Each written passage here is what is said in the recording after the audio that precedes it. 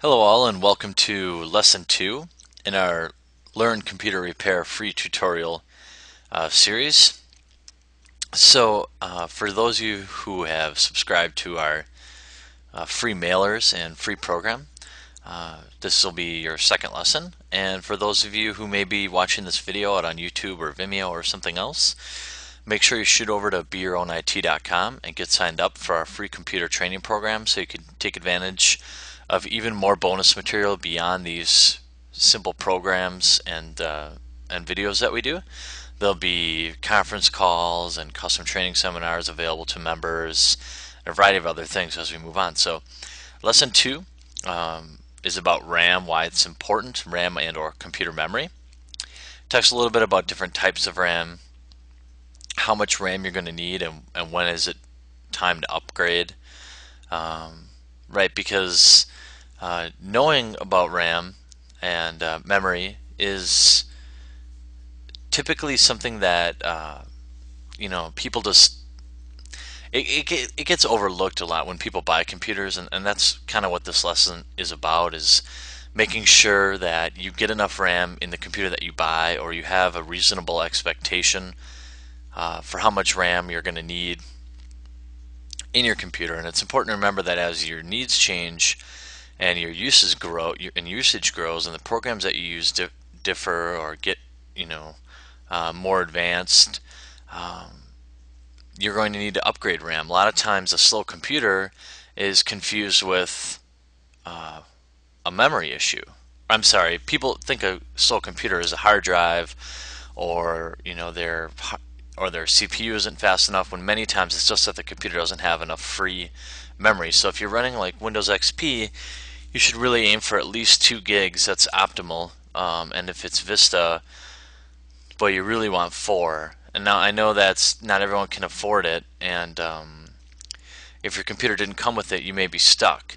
But it is what it is, and then that's kind of our recommendations. Now, I've run XP on my old laptop with 1 gig of memory, and it was fine. Vista I've run with 2 gigs, and it's fine. So the 2 and 4 gig numbers that we recommend is only based on optimal performance. And I want to show you, I'll put a link in this lesson probably at some point on the bottom, but a lot of people ask how to upgrade memory and how to find out what kind of RAM is in a computer. I've always used Crucial. I don't officially endorse them. I think there's a lot of other good memory makers out there, but I like their free shipping and free lifetime warranty. I've been using their RAM for the past 10 years probably. But regardless of where you choose to buy your RAM, I think they have a great tool, the Scan My System tool.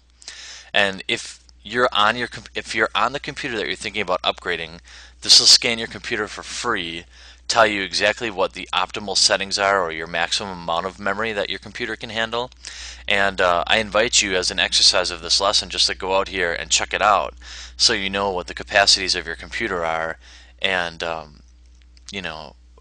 how far you can take it is in the future, right? Because a lot of us start out with certain needs on our computers, and we grow and we add, or we upgrade operating systems from XP to Vista, and now Windows 7 will be out, and there's a variety of things, or we start using programs we never used before. So we learn something like Photoshop or some web design program, or we start using something as simple as Windows Movie Maker. Whatever the case may be, as our usage increases, or as we learn more about our computers, right, we're going to want to do more with them. So RAM is something that typically gets overlooked, and it's important to keep in mind that at least if you're looking at something that's relatively mainstream, okay, so DDR right now at the time of this video is pretty popular, but if it's mainstream, if it's what's very typical, it's extremely affordable. 2 gigabyte stick here for $25.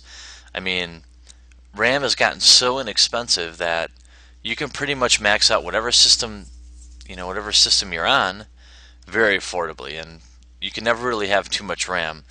This picture shows RAM over the ages in its youngest form onto EDO and SD, and then eventually DDR memory, and laptop memory is actually pictured a little bit lower. The thing about laptops with RAM, make sure before you buy any laptop how far you can expand the RAM, because that's really the only thing you can change on a laptop, and as you grow, the RAM is typically the only thing you can upgrade. So if you buy a computer and you can only upgrade, or you may not even be able to upgrade RAM at all, that might not be the best purchase, right? Because as you grow and you start using more software and more applications, you won't be able to increase the capacity of your computer. The last laptop I bought, now I think that it came with 4 gigs and it's upgradable to 8, I believe, 6 or 8. I'll definitely upgrade it at some point, even though I'm not using it, just because it's so cheap. We use memory, anytime you run programs, it's what the computer uses to run a lot of programs. So the more windows you have open or the more programs you have running, the more RAM that you're going to need. So I hope this lesson was helpful, and we provided some good examples. Make sure you read through here, and as always, you can submit your questions to support@beyourownit.com. We're happy to answer any RAM or memory related questions, and we look forward to seeing you in the next lesson. And remember, as always, you can always make requests for lessons too at support@beyourownit.com. So thanks, and have a great day.